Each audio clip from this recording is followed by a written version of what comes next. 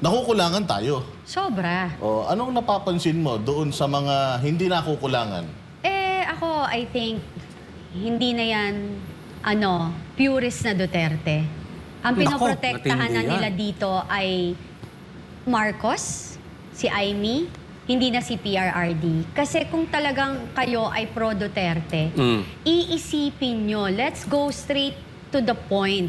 'Di ba? Alam natin, kahit kayo, alam nyo sa sarili ninyo na pag pumunta tayo, questionin natin, magtanong tayo sa Malacanang, hindi tayo sasagutin ng diretso.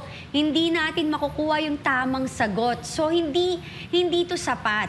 The best way for Amy Marcos to do is write a letter in Beverly Hills Police as a senator, and she will definitely get a report Oo. out of it.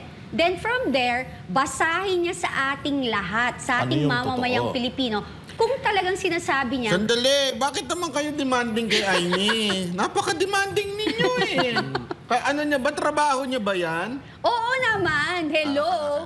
Di ba binoto siya ng mamamayang Pilipino? At saka, yun, yung sinasabi niya, na talagang pro-Duterte siya, nahihiya siya kay VP Sara, nahihiya siya sa mga Duterte, nahihiya siya sa atin sa ginawa ng kanyang pamilya o Yun. ng kanyang Mabigat kapatid. yun, Yun yung gusto ko, yung pinakauli. Kasi hindi na to usapan kung Duterte supporter Yes. ka, Inday Sara supporter ka. Ang importante rito, bilang isang Pilipino, Yes. kailangan mawala itong balitang ito Agree. ng...